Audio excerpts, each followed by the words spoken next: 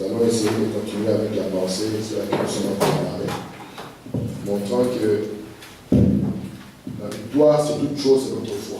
Amen. Amen. Et nous comprenons par la parole de Dieu que la foi, c'est ça le point de contact que Dieu a placé en nous. Nous ne pouvons pas le comprendre autrement. Nous ne pouvons pas l'appréhender autrement que par ce point de contact qu'il a placé en nous. Et souvenez-vous, nous avons essayé de montrer. Je vais essayer de récapituler un petit peu pour la sœur Claudine. Vous comprendrez un peu de quoi nous avons parlé quand elle n'était pas là, quand elle était en vacances. N'est-ce pas, sœur Claudine? Alors, remarquez, nous avons deux sphères dans lesquelles nous vivons, n'est-ce pas? Nous avons vu qu'ici vit une personne naturelle, n'est-ce pas? Et ceci est appelé le monde du surnaturel. Nous avons vu ici que, je le mets en deux pour que vous compreniez, ici simplement il s'agit de notre esprit et de notre chair. Ici, c'est là où vit l'homme naturel. Amen. Amen. Alors que Dieu nous a appelés à ne pas être des hommes naturels. Amen. Amen. Et nous avons compris que ici, c'est le domaine de Dieu. Je vous ai montré ici que dans le domaine naturel, il y a des choses difficiles et des choses faciles, des choses possibles et des choses impossibles. D'accord? Mais dans le langage divin, qui est le monde de la foi, le monde du surnaturel, nous avons vu que là-bas, il n'y a pas de difficile. Dans le vocabulaire ici, le difficile n'existe pas. Et l'impossible n'existe pas. C'est pour ça que quand Dieu, parce que lorsque nous parlons de la foi, dans les titres de la Bible, nous sommes en train de parler d'Abraham. Quand Dieu avait demandé à Abraham, il avait appelé, c'était pour que Abraham puisse ne plus marcher comme un homme naturel, mais qu'il puisse marcher comme un homme spirituel. Je vais d'abord apporter une petite rectification. J'ai été vérifié, frère Samuel, le salaire du papa de Hope était de $500 par mois. Et frère Branham, il touchait lui 25 centimes de l'heure. Donc si vous faites le calcul, je crois qu'il n'avait même pas $40 le mois. Mais on avait parlé un peu de... Et nous avons compris que Dieu voulait qu'il puisse voir au-delà des sens naturels. Parce que frère Branham nous montre, vous devez savoir une des choses, Dieu nous a créés pour l'adorer. C'est ça le but pour lequel Dieu a créé l'homme. Il a mis sur la terre afin que l'homme puisse l'adorer. Donc il faut que nous soyons capables d'adorer Dieu avec tout ce qu'il y a en nous. Amen. C'est pour ça que Frère Branham dit que lorsque vous voyez un frère ou une soeur faire quelque chose de mauvais, adorez Dieu. Il dit, qu'est-ce qu'il faut faire? Prenez la personne par la main et gentiment ramenez-les au Seigneur. C'est ça, adorer Dieu. C'est pour ça que notre habillement adore Dieu, n'est-ce pas? Amen. La vie que nous essayons de mener chez nous, c'est toujours dans le sens de l'adoration. Parce que si nous dévions de cela, nous avons manqué le but pour les dieux. Même quand nous les hommes, nous essayons de nous habiller, c'est toujours dans le sens d'adorer Dieu. De sorte que rien dans notre vie ne doit essayer de nous déplacer ou de nous éloigner de ce but que Dieu nous a placé sur la terre. Parce que pécher, mes frères, c'est s'éloigner du but de Dieu. Et nous croyons aussi que la prière fait partie de cette adoration. Parce que nous avons compris que c'est quelque chose qui était capital. Lorsque Jésus était sur la terre, nous avons compris que c'est quelque chose qu'il lisait et lisait davantage. Frère Branham dit, nous pouvons beaucoup prêcher, nous pouvons beaucoup parler, nous pouvons beaucoup communier, mais une chose que nous ne ferons pas à l'excès, c'est de prier. Et c'est là où il nous dit que prier, ce n'est pas juste de parler. Parce que vous pouvez parler sans prier. Mais ici, prier, c'est parler à Dieu. Ça signifie que vous parlez et Dieu aussi vous parle. Vous êtes dans un moment de communion. Et nous avons compris que le Dieu qui nous parle n'est pas si loin. C'est un Dieu qui est avec nous. C'est un Dieu qui est en nous. C'est pour cela que ce Dieu-là, sachant que nous devions le contacter, il plaça un module de contact en nous. Et ce module de contact, on l'appelle la foi. Et nous avons compris que tout ce que nous avons dans la vie, c'est ce module de contact qui est la foi qu'il a produit. Alléluia! Ce n'est pas le travail qu'il a produit, non, messieurs. C'est la foi qui est produit. C'est là où Frère Branham nous a montré que la foi est tout à fait semblable à l'isopre. L'isopre. Et Frère nous dit que cette plante qu'on appelle l'hysope, c'est une plante que nous trouvons partout en Égypte et partout en Palestine. C'est là où Branham nous dit que souvent, nous nous imaginons des choses. Nous voulons avoir une foi tellement surnaturelle. Il dit que c'est ce qui empêche que nous puissions recevoir quelque chose de Dieu. Parce que la foi n'est pas, même si je le prends le domaine du surnaturel, mais ce n'est pas de l'excitation. Nous allons le voir au fur et à mesure que nous avançons, n'est-ce pas? Parce que Branham nous a dit que nous sommes venus ici à l'église par la foi. Il nous a dit que nous avons mis nos habits par la foi. Nous tous ici, il n'y a personne qui doute qu'il va retourner chez lui. Et ce qui nous donne cette évidence, c'est toujours la même foi. Parce que dans certaines brochures, il faut vraiment appeler la foi le sixième sens. Vous voyez ça? Pourquoi il appelle le sixième sens?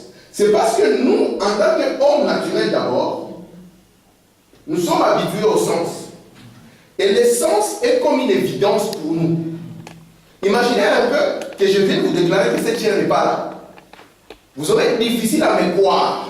Pourquoi? Parce que vous avez des évidences qui vous montrent qu'il y a une chair qui est là.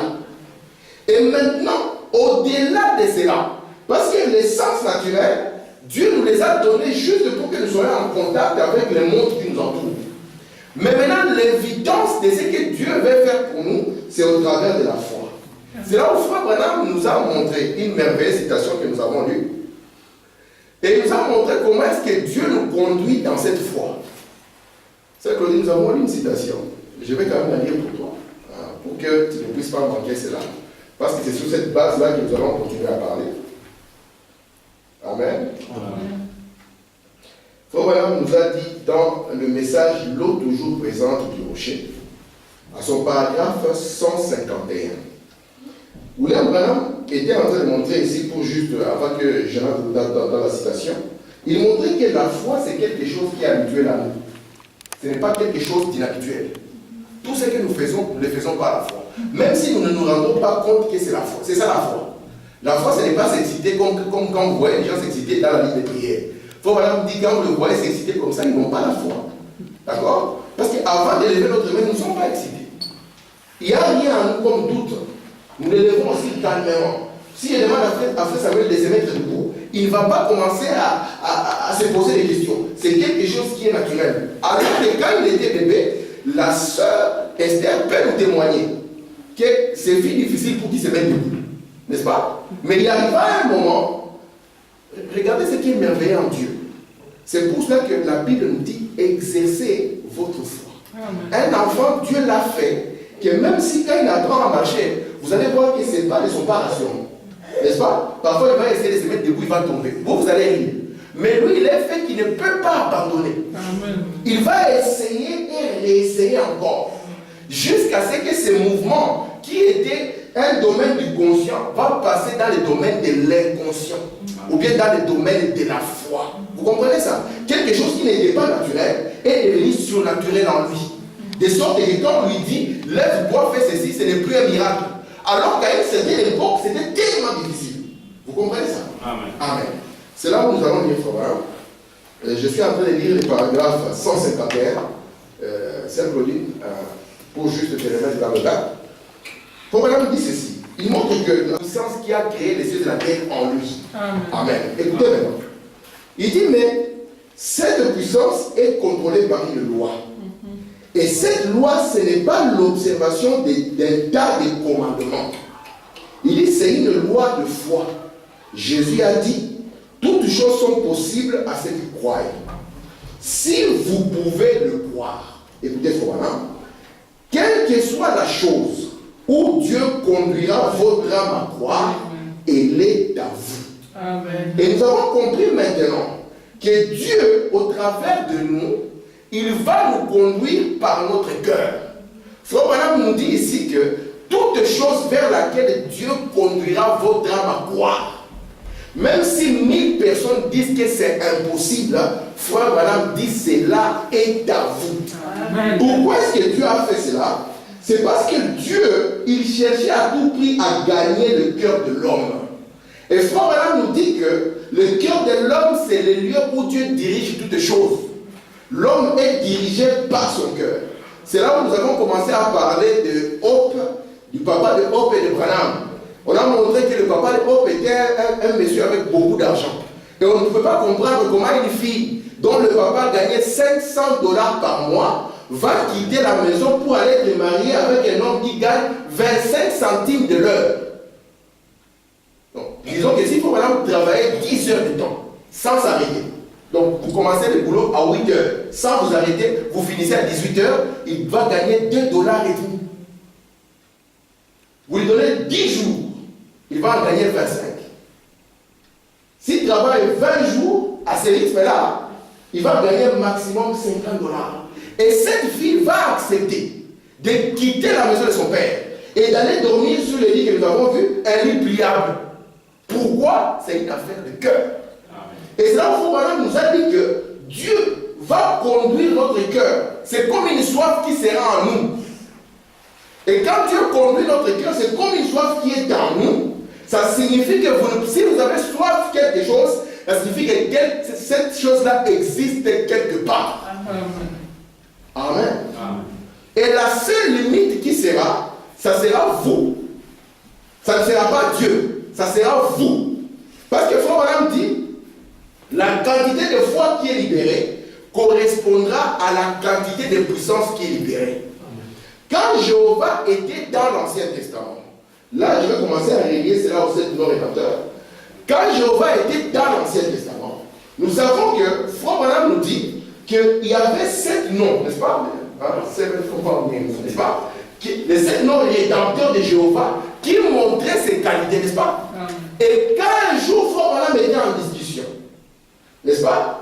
Le jour où la colonne de feu avait été prise en 1950 à Houston, quand ils étaient en discussion et que le frère Bossoff était à la chair et que le révérend Best était là, le frère Bossoff est parvenu à coincer Bossoff par rapport à quoi? Par rapport à l'un des qualificatifs des noms de Jéhovah.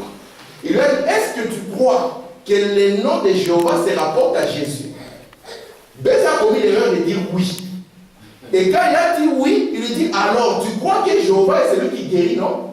Alors si cela se rapporte à Jésus, ça signifie que les 7 qualificatifs, les 7 noms rédemptifs sont aussi dans Jésus. Maintenant, souvenez-vous, si la puissance qui a créé les cieux et la terre est en vous, ça signifie que les 7 noms rédemptifs sont en vous. Alléluia. Amen. Ça signifie que le Dieu qui vous guérit est en vous. Amen. Ça signifie que le Dieu qui pourvoit à vos besoins est en vous. Amen.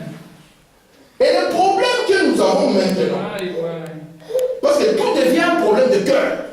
Et l'Éternel, votre justice est où? Il doit être en vous. C'est pour ça que si vous êtes un vrai chrétien, vous faites quelque chose de faux, vous allez l'entendre. Amen. Dieu, votre justice, va donner. Alléluia. Il va vous faire manquer la paix. Parce qu'il doit être là pour le faire. Et la première fois que vous êtes venu à l'église, ce que Dieu a visé en vous, c'était votre cœur. Parce que Frère Branham dit, la même foi qui vous a élevé au-dessus de la boisson, la même foi qui vous a élevé au-dessus du primous, la même foi qui vous a élevé au-dessus de Wenge, c'est la même foi que vous pourrez appliquer dans n'importe quel cas. Amen. Amen. Amen. Et je veux que nous soyons conscients de ça. Et c'est là où nous avons pris l'exemple de notre frère John Charity, n'est-ce pas? Où nous avons vu que, parce que si vous voulez marcher par le cœur, sachez mes frères, que si vous marchez par le cœur, le monde va vous prendre comme des malades mentaux. Parce que tout ce qui est naturel n'est pas la foi. Ce que vous voyez avec les yeux n'est pas la foi. C'est pour ça que Dieu, vous ne pouvez pas le voir avec les yeux. Parce que ça ne sera pas la foi. Vous êtes là. Amen. Ce que vous pouvez capter par vos sens de l'esprit et de la chair n'est pas la foi. Amen. Amen. Et c'est pour ça que Dieu veut maintenant vous conduire par le cœur. Et nous avons vu qu'il y avait un homme qui s'appelait John Charity, c'est le dire. Cet homme était un pauvre monsieur. Alors qu'il était pauvre, il y avait un prédicateur qui était arrivé dans les parages. Lui, un jour qu'il prie, il sent que Dieu le conduit. Ça c'est une épreuve. Hein? Imaginez un peu que Dieu vous dise ça. Un homme comme moi, un maman espère, qu'il puisse quitter ma maison avec 4 enfants. Il faut qu'il soit vraiment Dieu. Amen. Et il faut que moi je sois capable aussi d'écouter Dieu. Amen. Parce que le grand problème auquel nous faisons face, c'est l'écoute que nous avons. Dieu nous parle maintes et maintes fois. Je ne vous mens pas, il n'y a rien qui arrivera dans votre vie. Si vous faites attention, vous verrez que Dieu vous a prévenu à un moment bien déterminé. C'est vrai. Et le grand problème que nous avons, c'est que nous n'écoutons plus la douce petite voix. Amen. C'est cette petite voix que vous avez écoutée la première fois que vous êtes venu dans une réunion. Et vous avez cru à cela. Et c'est ce qui vous a élevé. Mais dans la vie continue de chaque jour, on l'écoute. À cause de quoi? À cause de la vie. À cause de lui. À cause des sensations. Amen. Amen. Donc, Charit a dit à sa femme, Dieu m'a dit. Frère Branham dit, aujourd'hui, ça devient difficile de dire Dieu m'a dit. Quand vous dites Dieu vous a dit, les gens vous regardent comme un extraterrestre. Il dit à sa femme, Dieu m'a dit que nous puissions donner cette maison à ces prédicateurs. Frère Branham dit, il y a un mystère quand on respecte une femme envers son mari. C'est Frère Branham qui le dit. Amen. William Branham dit que pour qu'une femme respecte son mari, il faut que cet homme mène une vie devant elle qui lui montrera que c'est un homme de Dieu. Et comme elle croyait que c'est un homme de Dieu, elle pouvait dire oui, je crois. Et ils ont quitté la maison, ils sont partis dormir 2 ans dans un garage. Un jour, Frère Branham arrive chez le frère John Ryan. Quand il arrive chez Ryan, il trouve la femme de Ryan, elle n'avait rien à manger. Frère Branham, comme il était un bon pêcheur, il descend au lac. Comme Dieu est bon, c'est l'Éternel qui pourvoit. Il remonte avec quelques poissons. Il arrive, il dit, sœur, où est les sendous pour que nous puissions frire les poissons? La sœur lui dit, je n'ai rien. Et voilà, il est parti comme ça, il t'a laissé. La sœur stop, Frère Branham dit, Frère Branham ne parle pas de lui comme ça, c'est le serviteur de Dieu. Amen. Donc cet homme avait vécu une vie. Amen. Devant sa femme qu'il avait convaincu que c'est un homme de Dieu. Parce que si c'est un aventurier, comment tu vas le suivre dans une telle aventure? Dieu m'a dit. Combien d'aventures nous avons vécues aujourd'hui avec des Dieu m'a dit? En tout cas. C'est pour ça qu'il n'y a pas une chose, vous ne pouvez pas tromper votre cœur. On peut tromper, frère Tim peut tromper les frères, mais une chose que vous ne pouvez pas tromper, c'est votre cœur. Amen. Et c'est par cela que Dieu veut vous conduire. C'est pour ça que la Bible dit, si votre cœur ne vous condamne pas, vous avez l'accès devant le Père. Et comme je crois que lui qui est Jéhovah, votre justice, il est en vous, je suis certain qu'à un moment que vous ferez quelque chose de faux, dans la minute suivante, vous allez les redresser. C'est pour ça que même si le diable veut vous garder dans la condamnation, il ne pourra pas. Amen. Amen. Il ne pourra pas. Parce que Frère Branham dit, attends, j'ai envie de lire ça. Il dit, c'est ce corps. Et nous devenons membres de ce corps-là. Ainsi, il ne s'agit pas de ce que moi je fais, ni de ce que je suis, ni qui j'étais, ni rien à ce sujet. Écoutez-moi, c'est ce que Dieu a fait pour moi en Christ qui compte. Et nous sommes rendus parfaits par notre sacrifice. Amen. Il ne commet pas de faute. Il ne vous ferait pas entrer si vous n'étiez pas digne. Écoutez, il connaît votre cœur. C'est vrai. Il connaît ce que vous êtes. Il connaît vos motifs. Il connaît ce que vous êtes. Il y a des pièges tout au long du chemin. Écoutez, assurément le diable vous amènera à trébucher. Amen. Et vous direz, oh Dieu, je ne voulais pas faire cela, oh Dieu. Tu le sais. Vous êtes néanmoins parfait parce qu'il y a un sang parfait qui est offert pour vous chaque jour. Amen. Et nous avons compris, alors Dieu doit diriger notre cœur. Amen. Alors, pour terminer l'histoire, pour que je ne m'arrête pas ainsi au chemin, le frère donne la maison. Il donne les 2 ans dans le garage. La sœur qui les hébergeait dans son garage, elle prie. Dieu dit, prête à cet homme $10 000. Une somme comme ça à cette époque-là. Aujourd'hui, si tu prêtes ça à un frère, il faut être courageux. En tout cas. Ça peut être risquant. Il peut disparaître de la circulation. C'est vrai. Se marier de nouveau. Amen. Mais là, il prête, comme c'était Dieu et qu'eux étaient en contact permanent avec Dieu, Il sait que si moi je le prête, si lui ne rembourse pas, je retournerai vers Dieu qui m'a permis de le prêter. Alors il prend l'argent, il donne au frère. Le frère déjà lui, pas qu'il peut il dit ça non. C'est je ne veux pas cet argent. Alléluia. Mais la sœur dit non, ça ce n'est pas ton problème, c'est Dieu qui a dit. Amen. Amen. Remarquez que cet homme a fait 2 ans, mais son cœur ne bougeait pas. Même si les gens pouvaient dire, oh c'est un fou, regardez ce qu'il est devenu, son cœur ne bougeait pas. Il savait que ce n'est pas révélation. Parce que la foi c'est la révélation de la volonté de Dieu. Il savait que ce que je fais, c'est Dieu qui le fait ainsi. Amen. Amen. Alors, on lui a donné 10 000. La sœur a dit, moi je dois me débarrasser, tu dois t'en faire, c'est Dieu.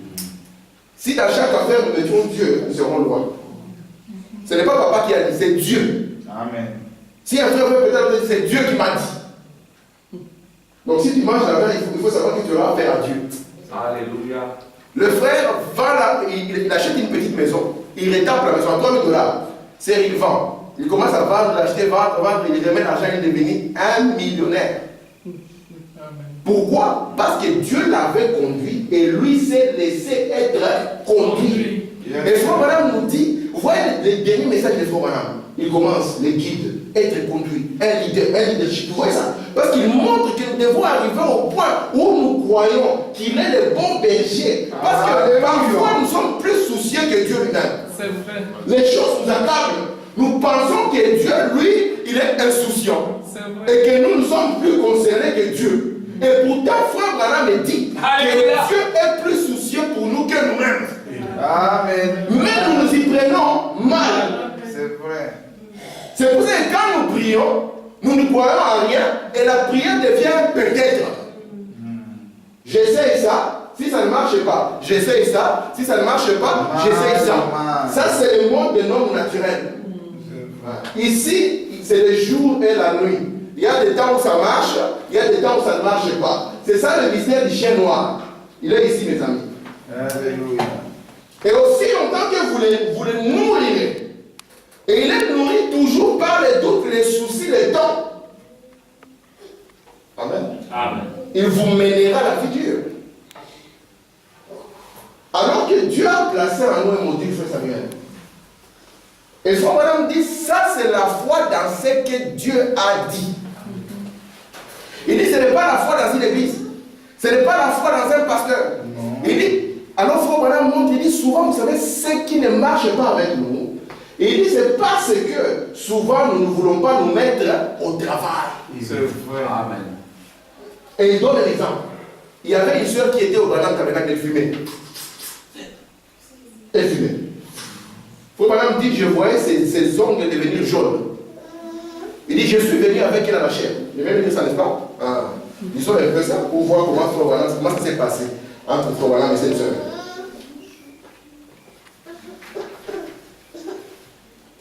Ok.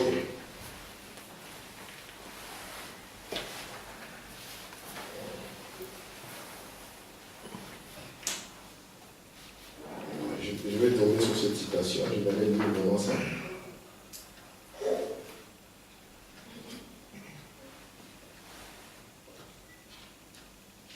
Donc si je ne l'ai pas, je le lirai prochainement. Mais je croyais que je l'avais... Ok, je l'ai trouvé. C'est dans le message La foi, c'est notre victoire. Au paragraphe 24. Frère Branham dit ceci. Il dit la foi en quoi? Non pas la foi dans une église. Non pas la foi dans votre credo. Non pas la foi dans un homme. Mais la foi en Jésus-Christ qui a fait la promesse. Et c'est là la victoire. Écoutez. Paragraphe 25. Une petite dame qui est assise ici maintenant. Elle a été maintes fois à cet hôtel. Une brave femme. Mais il y a longtemps, elle avait commencé à fumer. Elle n'arrivait simplement pas à vaincre cela. Des habitudes qui ont dominé les gens. Ici, il ne s'agit pas de la doctrine. Ce que je prêche, c'est des choses pratiques. Yes, sir. Parce que j'ai dit que la vraie vie chrétienne, c'est quand vous êtes seul. Qu'il n'y a aucun frère, il n'y a personne pour vous contrôler. Yes. Ce qui se déploie là, la soif qu'il y a en vous, montre réellement ce que vous êtes. Et cette pauvre sœur, la pauvre, elle est venue à l'hôtel, maintes et maintes fois. Disons Florent. Elle avait commencé à fumer. elle n'arrivait pas simplement à vaincre cela. Elle venait ici, je priais avec elle. C'est comme si elle ne pouvait simplement pas vaincre cela. Laissez-moi vous dire que la victoire se trouve en vous. Amen. Yes. La victoire ne se trouve pas dans les mains d'un prédicateur. Tout ce qu'un prédicateur essaie de faire, c'est d'élever votre foi. Pour vous montrer que Jésus l'a déjà fait pour vous.